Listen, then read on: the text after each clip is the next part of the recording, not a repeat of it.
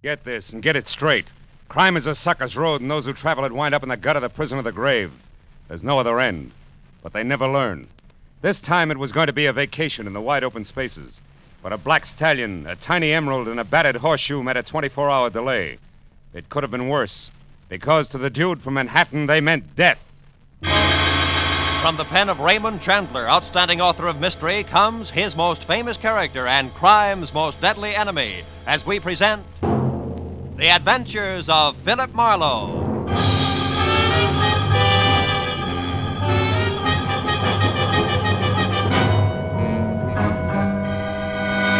Now, with Gerlad Mohr, starred as Philip Marlowe, we bring you tonight's exciting story, The Dude from Manhattan.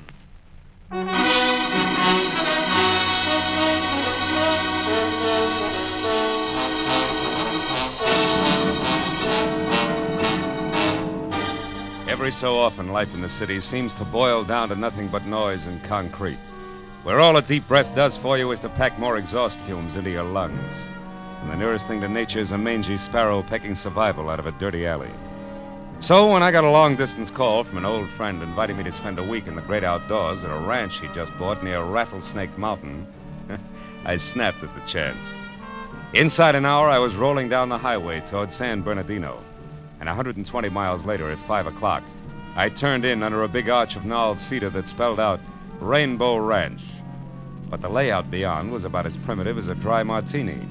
A ranch house the size of a Union Station was backed up by blue tile swimming pool, paved tennis court, and a semicircle of bungalows with all the rustic charm of a Hollywood motel. I drove on in slowly as a broad-brimmed hat, red gabardine shirt, hickok belt, and hand-tooled boots bounced out the door and ran toward me. It was my host, the ex-hotel man, Harold R. Lawson. Oh, rascal. How are you, boy? I am sure glad you could make it. File out, and I'll show you around. Hey, what is all this, Harold? From your phone call, I expected a shack with oil lamps, a wood stove, and at least a few head of cattle. Well, you mean I didn't tell you? Why, this is a guest ranch, Phil. Guest ranch. The best in the West. Oh, brother. Oh, and incidentally, don't call me Harold. No, huh? Bad atmosphere for the dudes. The name's Buck now. Buck Lawson. Buck? Oh, no. Oh, I got a real spread here, Phil. Real spread. 14 big cabins, string of 30 horses, stables down there. Yeah. Oh, hello, Buck. Beautiful day, isn't it? Howdy, folks. Sure is. Mr. and Mrs. Doberman. He's a big van and storage man in L.A. No. As I was saying, thunder! Who's coming? Red Rider? Not funny, Phil, not funny. Look, it's thunder. Oh, that black devil, he's loose again. That horse will kick the fence down if those fools don't hold him. Hey, that's some animal. He's a beauty. Yes, and a renegade. A skittish, temperamental bronco with anybody but Virgil Sawyer. Yeah? Oh, they got a rope on him now. That'll hold him, huh? Not for long. Sawyer's the only hand I've got who can get close to that stallion. And he's leaving tomorrow. Blast it. How come? Well, frankly, that's what I wanted to talk to you about, Yeah, Phil. wait a minute. I came up here for a rest, not a job. I know. You'll get it, Phil. You'll get it. But since you're here, I figure you could sort of keep your eyes open for me. Lawson, it's a dirty trick. No, Phil, please. I'm expecting trouble, and bluntly, I can't afford it. Mm. Every cent I've got is tied up in this ranch. A serious scandal could ruin me. And you're just the one who can keep that sort of thing from happening. Okay. So it's the old hotel business on horseback. How does this Sawyer mean trouble? Well, there's a couple here from the east, the Mortons. He's a top silk wholesaler from New York, and rich. Oh? And that kind means everything to me, Phil. But his wife, Judy, an ex-dance instructor with Arthur Murray back east, she's bored stiff out here. And the upshot of it all is that somehow... Mm-hmm. Somehow she and your cowboy Sawyer started making eyes at each other, and the husband got nasty about it, huh? How did you know that? Yeah, well, it's standard, like a B-picture plot. Well, anyway, they came to blows this morning. Maybe Virgil's innocent, maybe not, but I can't take a chance, so I fired him. Ordered him to pack and get off the place by tomorrow. Well, that's that. What are you worried about? Plenty. Sawyer's a proud man, Marlowe. He was furious. He threatened to get even. I'm not sure he means it, but if he does, well, that's what we have to look out for. We, huh? Now, look, Buck, you built me into coming up here, and I got a good notion to turn around... Wait. Hold it, Phil. What's the matter? You see that couple going into cabin number 8? Yeah? That's the couple I'm talking about. The Mortons, Paul and Judy. Cabin 8, huh? Don't tell me. Just let me guess. Yeah. You're right, Phil. You've got number 7. Okay? Yeah, sure. Number 7 it is. I'll be seeing you, Buck.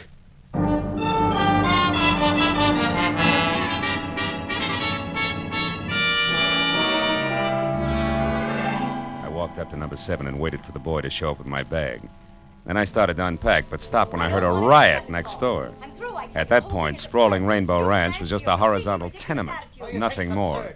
Well, let me point out a few... Now what are you doing? Shutting the window. Isn't it bad enough to make a fool of yourself in private? You have to make a public scene as well? The voices rattled on for a few minutes, then dwindled off into a long and golden silence that said maybe a peace treaty had been signed. But then a door slammed to number 8, so I peeked out. It was Morton. And from the look on his face, I knew the peace treaty was nothing but an armed truce. I followed him to the big lodge and into the bar, and when he sat down, I took the stool next to him. Well, what'll it be, gentlemen? Scotch and water, no ice. The same, with ice. Well, Mr. Morton, I guess that brands us as dudes, huh? Bourbon's the only drink out west. I wouldn't know, I'm sure. Oh, it's a fact, sure. Hey, that's a handsome ring you got there. And the initials are the same as mine. Those stones are emeralds, aren't they? That's right. Yeah. There's supposed to be 4 of them. One's missing, I see. Is that an emerald, too? It was. Happens to be my birthstone. Oh. Here you are, gentlemen. Oh, fine. Allow me, Mr. Morton. There you are. Oh, thank you, sir. How'd you lose it? Stone, I mean. I don't know.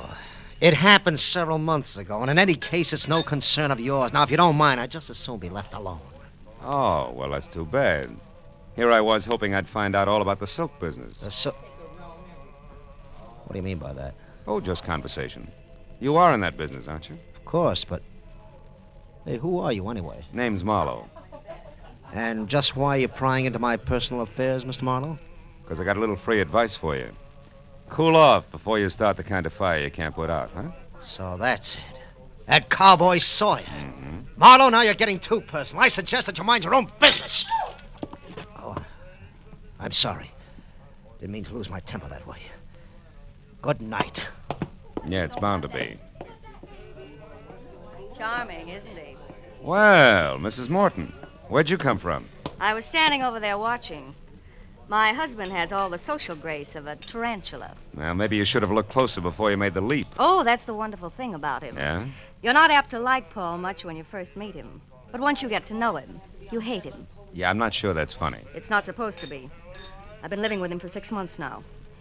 So jealous it's unbelievable. He wouldn't leave me in New York, oh no. Insisted on dragging me out to this dust bowl with running water. Why a ranch, I'll never understand. He doesn't know one end of a horse from another. Well, with his aptitude, he'll learn.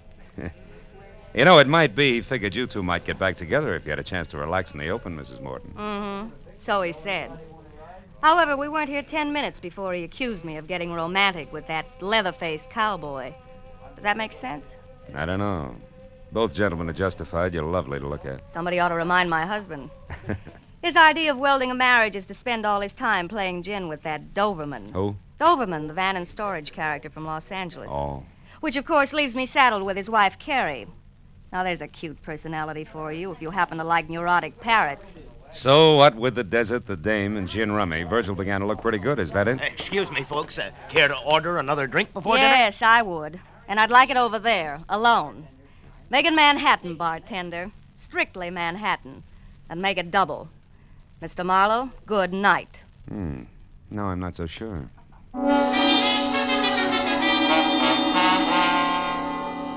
It was almost dark when I left the bar and headed down to the bunkhouse where the working personnel of Rainbow Ranch called home. The casual clutter of rumpled cots, scattered pulp fiction, and dusty boots gave it the only sign of authenticity I'd seen in the entire place. But aside from that, it was empty. Then a noise from outside brought me around the building to the back, where I ran up against 6.5 lean feet of solitary cowboy, with his hat shoved back on his head, pitching horseshoes. He was out of uniform for a flashy dude wrangler, which left him in a faded blue shirt and Levi's that fitted his lanky legs like a pair of bent stovepipes. He spotted me and stood there swinging a battered horseshoe in each hand while I walked up to him. Hello? Hiya, Sawyer. Little dark for horseshoes, isn't it? Little. Hey, you're good. Good at horses, too, huh? I understand you're the only man who can handle that black stallion, Thunder. Yeah, What's the secret? no secret. Just have to treat him right. What's on your mind, mister? The fact that you're leaving tomorrow? I reckon you better keep out of my business. Now, look, Sawyer, it takes at least 2 to make a fight. And fights are poison to Buck Lawson. So? I don't like to see my friends poisoned. Now, why don't you take it easy, huh? Lay off. Keep your nose clean. I don't know who you are, mister, but I'll tell you this anyway, seeing as you're so interested. I'm leaving here tomorrow, all right. But I'm going to square up with a couple of folks first before I go. I got a raw deal here, and I'm just not the kind to take it laying down. What do you mean, raw deal? You're a big boy now. You ought to know better than to get yourself all involved. I'm not much for conversation, fella, but I'm going to say something real plain so you'll be sure to sally. Oh!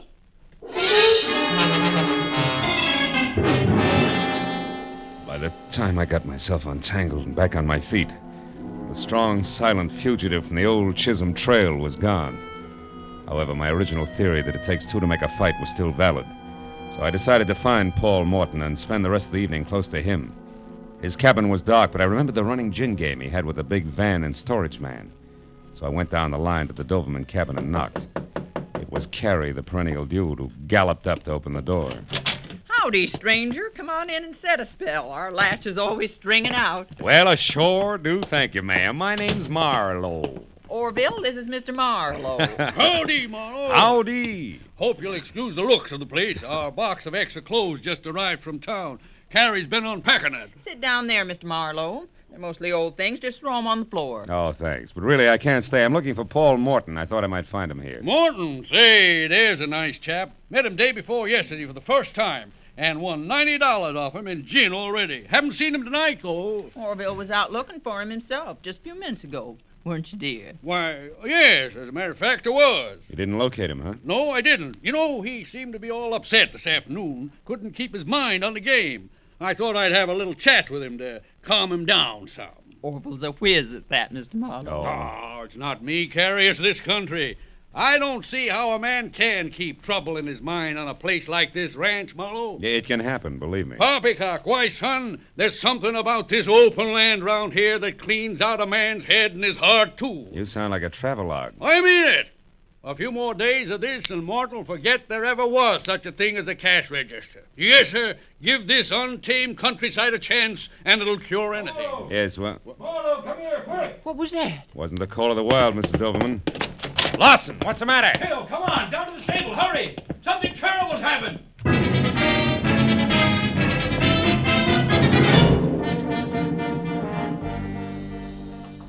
How'd you find out about it, Lawson? One of the boys told me. Heard Thunder raising a terrible fuss. Come over to check, but by then it was all over. Give me the lantern, Harold, will you? Here you are. Holy smoke. It's Paul Morton, all right. He's been trampled to death. Oh, it's a ghastly accident. And it's all my fault, Phil. I knew Thunder was dangerous, and I didn't get rid of him. All right, take it easy. Take it easy. Well, There's a lot of questions to be answered before anybody takes the Hey, wait a minute. Look at this. Here by the gate. Well, it's just a horseshoe. Stables are full of them, Phil. Yeah, not like this one. Look at it. It's all battered up. Well, all right, it's battered. What's that supposed to mean? Nothing yet. It gives me an idea. Because the last time I saw one of these, it was being pitched at an iron stake behind the bunkhouse. What are you getting at? Well, the chances are at least 50-50 that Paul Morton's death was no accident. It was murder.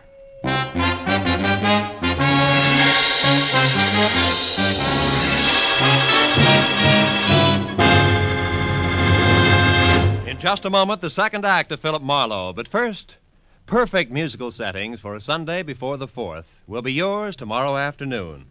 The Symphonette, a half hour of fine orchestral music, and the Choral Airs, a half hour of brilliant vocal music, are regular Sunday afternoon features on most of these same CBS network stations. And now, with our star, Gerlad Mohr, we return to the second act of Philip Marlowe and tonight's story, The Dude from Manhattan.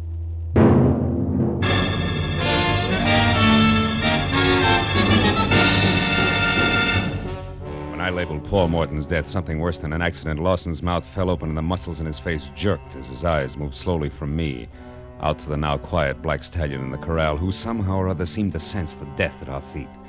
Then, as the trembling man's lips silently formed the word murder, he gestured for me to help him carry Morton's body out of the stable. After that, he looked at the dead man's broken face once more, said he was going to call the sheriff's office, and hurried away. A minute later, Judy Morton stepped into the small circle of light that surrounded what only a short time ago had been her husband. But except for a thin line of perspiration above her lips, she was no different than when I'd seen her last. I just passed Buck on my way down here. Told me my husband was dead. Did he tell you anything else, Judy? About how Paul died, I mean? No. It was a stallion, wasn't it? An accident? I doubt it. Why, Marlowe? For one thing, this horseshoe, too close to the body. But this is a stable. And this a horseshoe that's been used exclusively for pitching at a stake in the ground. Here, look at it. And remember, Cowboy Virgil's favorite sport is horseshoes. Besides, what reason would your husband have for coming down here at this hour in the first place? He wasn't too crazy about horses, you know. No, but he was about me. Let's move a little away from here, Marlowe. Cigarette? No, thanks. I'm not coming apart at the seams because it isn't in me. I hated Paul. Hated him with all my heart, Marlowe. I'm down here only because he pleaded with me, begged me to talk to him once more, to listen to reason. About what? About the decision I came to less than an hour ago, which was divorce, unconditionally. I thought you said you came out here to try to patch things up. I did. But I also said that we weren't doing a very good job of it. Then, tonight, a little after we left you at the bar, Marlowe, I got my hands on the lever I needed to pry myself loose from that jealous maniac. It was the knowledge, Marlowe, that my late husband was crooked. Silk business? Yes. While he was drinking his dinner, I went to one of his suitcases for an aspirin. Found what instead? At least 3 dozen samples of the best silks made without any importer's or manufacturer's name. And underneath that, $200,000 in cash. I know enough about the silk business to fill in the blanks, Marlowe. All of which comes under the heading black market, huh? Yes. I added what I had found to the fact that this Dude ranch he had insisted on was close to Los Angeles. Close enough for him to run off and conduct his purchasing while I thought he was communing with nature or playing gin with that Mr. Doberman. Then I had him. Mm-hmm. You also had a divorce, no strings attached, right? Exactly. Blackmail to get rid of your own husband. Pretty, isn't it? Yeah. Well, at least with this accident or whatever it is, it's no longer necessary. No. Now, Judy, only 2 things are necessary. One, the location of Virgil Sawyer, and the other, you in your own cabin where I can ask you some questions later. Why do you want to ask me questions? Well, I might be making a big mistake, baby. But it might be that Virgil and you are out for the $200,000. You know, honey, that man in the saddle might like money, too. I'll see you. When I started back for the bunkhouse, the only place I knew of that might give me a lead on the strong, silent horseshoe pitcher, I realized that tagging Paul Morton's death or murder was one thing, proving it was going to be quite another. And when I was there and the place was empty without even signs of a hasty departure, I was sure of it. But not by intuition, as was the gentleman standing in the open doorway watching my every move. Orville Doberman, champion of the wide-open spaces, didn't believe that a clean-cut cowboy could be guilty of anything more unrefined than spitting on a pot-bellied stove. Marlowe, I think you're crazy. Buck told me about your finding that horseshoe next to Morton's body and the conclusion you jumped to from there. You're being very hasty, boy, and that's dangerous, and that's the reason I'm here. I don't believe in necktie parties. Necktie a man's got a right to a fair trial. Hey, hold it. Nobody said anything about lynching your hero. Huh? I want to find Sawyer, so that if I'm right, we can save the state the time and trouble of a manhunt. But since you brought it up, Vigilante, don't scramble for conclusions too quickly yourself. I happen to have a little more to go on than the relative position of a horseshoe. Not that idle gossip that's going around. The same. At the moment, it figures 2 ways. Virgil's unhappy enough with the status quo to liquidate the city slicker. Or Virgil and the squaw light out after a clean start the hard way. Choose one. Nonsense, Marlowe. In either case, and especially the stupid suggestion that the girl and Virgil Sawyer are in cahoots. That I can't believe. Well, sentimental reasons I can't either. Besides, Judy Morton found out enough about her husband within the last hour to make murder for freedom's sake very unnecessary. She learned he was a crook, Mr. D, if you can stand the disillusionment. Oh, now, Marlowe. Yes, and shady dealings in silk. Judy didn't go into details about it, but I gather she found out enough to make him sit up and take notice. And that brings us right back to Virgil, boots, saddle, and all. Yeah, it does, sort of. And we'll argue the fine points later. But right now, Mr. Doberman, if you want to make sure that everybody gets a square deal, get close to Judy's cabin and stay there. Sentry duty, your object. All right. And if I'm wrong about the cowboy, you've done nothing worse than waste your time. Goodbye.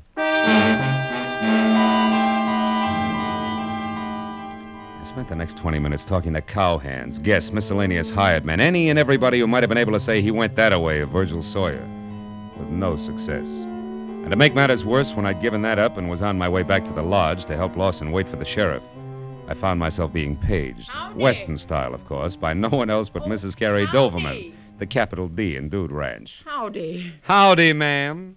Oh, Mr. Marlowe. Yeah. Mr. Marlowe, look at this. Look at what I've found. I've struck it rich, you might say, much like the old rustlers. The old rustlers, Mrs. Doberman, stole cattle. Oh? Yes. Oh. Yes, so they did. I guess I meant those panhandle men. You know, gold is where you find it. Anyhow, look, it's a precious stone. Small, but nevertheless precious. Mined while digging for worms, no doubt. Oh, Mr. Marlowe, you're teasing me. Yeah. You know very well that this is a polished stone. Funny thing, though, is where I found it. Shall I tell you? Oh, please. Please do, Mrs. Doverman. Well, I was just unpacking those clothes that Orville has sent up from Los Angeles. Yeah. Some slacks and things like that. And, well, when I started to hang a pair up, this fell out of one of the cuffs. And then... Now, I wonder how a little old emerald like this ever got there. Well, it was probably mice, Emerald. Let me see that, quick. Well, yes, of course. But believe me, Mr. Marlowe, it can't be very valuable, I'm sure. I'm not. What are you talking about? Murder, or a reasonable facsimile thereof, and a girl named Judy Morton if I don't hurry. Goodbye, and bless you, Mrs. Doverman. You talk too much, but now was the right time.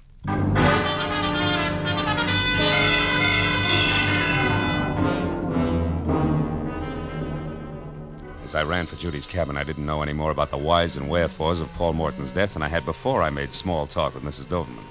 But I did know that unless Lady named Luck and I were on the same team, the Rainbow Ranch was due for a second corpse. When I was close enough to the rough oak door, numbered 8, and Orville Doverman, whom I'd asked to stand guard, was nowhere in sight. The full impact of that responsibility sank into where the wingtips on the butterflies in my stomachs were scratching at my hip pocket, until I moved in still closer, and there in the light of a single lamp that was halo enough for me, I saw the girl from Manhattan, nervously lighting one cigarette from the end of another, but more important, very much alive. I didn't bother knocking. Marlowe, what are you doing here? What am I doing here? Honey, I'm uncrossing fingers and toes alike. You know, they've been that way since I realized that I opened my mouth too wide, too soon, which put you right smack on what used to be known as the spot. Oh, so that's the way it happened. Yeah, that's the way it... Now, look, Judy, baby, you can't know what I mean yet. It's Doverman, honey, the gin player with all the moving vans. He's the one your husband was buying that black market silk from. I didn't know that until a few minutes ago, which was after I told him where you could be found and that you knew an awful lot. For which, Mr. Marlowe, he thanks you and warns you not to move. See what I mean, Phil? Sure, I see. You know, it's funny, Doverman, when I was outside and didn't see you around, did see that Judy here was still in good health, I figured that either you had decided to sit tight until you knew exactly how much she did know, or that you already started to run.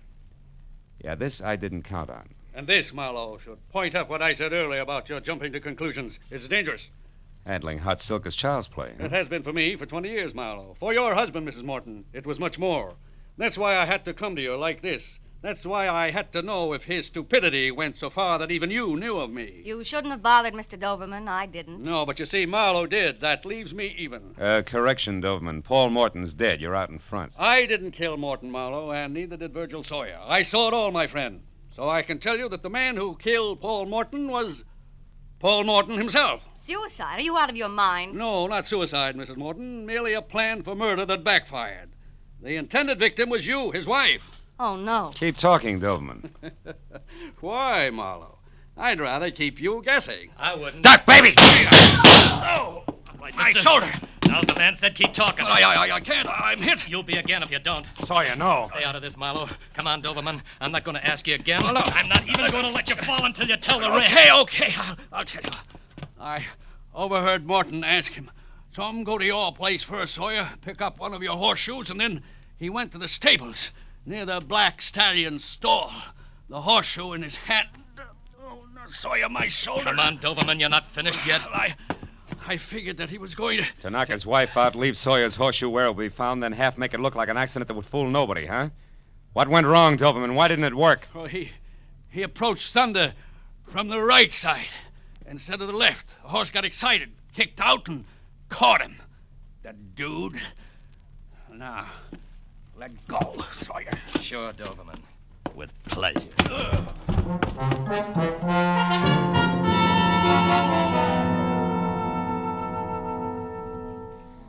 It was a slow but steady 2 hours of first aid and questions and answers mixed with a San Bernardino deputy sheriff who couldn't quite get over it before Orville Doverman was on his way to a hospital that featured barred windows. Mrs. Doverman, a complete innocent, was on her way back to Los Angeles. And Buck Lawson, Judy, and I were in the bunkhouse, watching Virgil Sawyer watch a pot full of water boil for coffee, ranch style. Well, you know, you can't ever tell, Marlowe. This whole thing might have just the right effect. Oh. Put the ranch on the map, I mean. After all, it was a genuine 100% cowboy who saved the day for us.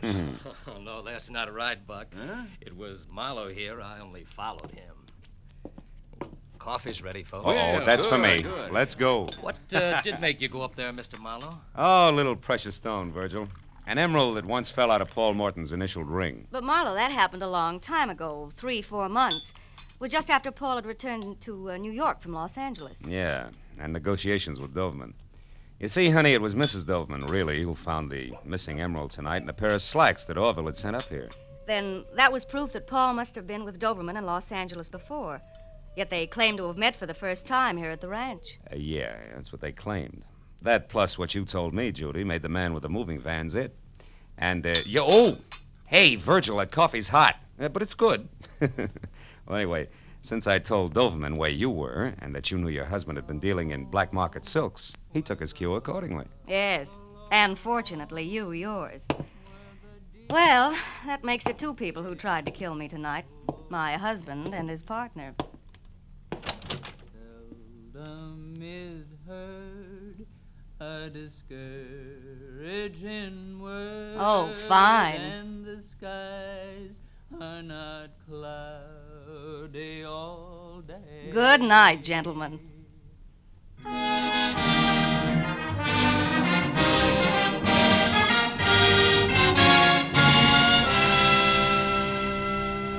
Virgil Sawyer made good coffee and lots of it.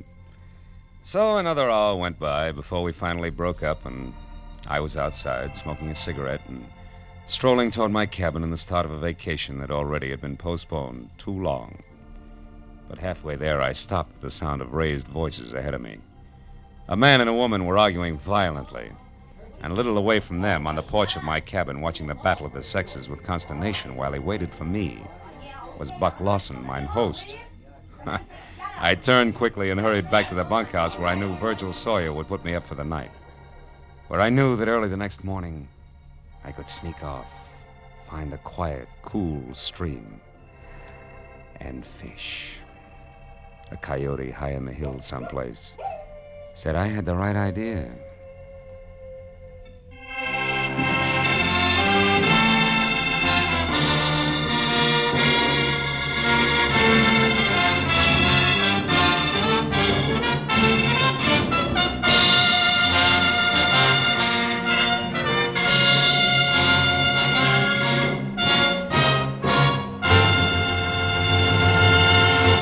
The Adventures of Philip Marlowe, bringing you Raymond Chandler's most famous character and crime's most deadly enemy, star Gerlad Mohr, and are produced and directed by Norman MacDonald.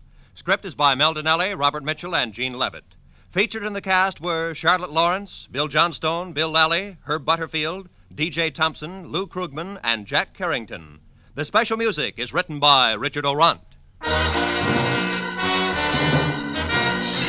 Be sure and be with us again next week when Philip Marlowe says... I went from a mansion in Bel Air to a cheap flat in Southgate, looking for a girl with a secret, who a man in a pork pie hat, a wise-cracking secretary, and a fat corpse didn't want me to find, but who I found anyway, because of the quiet number.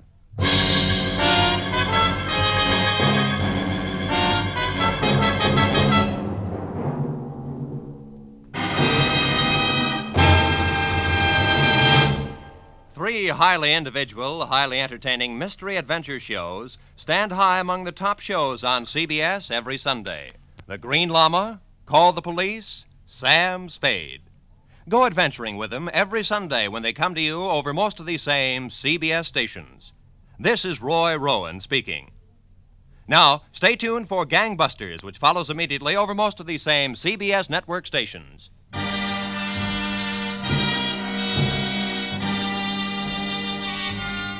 This is CBS, the Columbia Broadcasting System.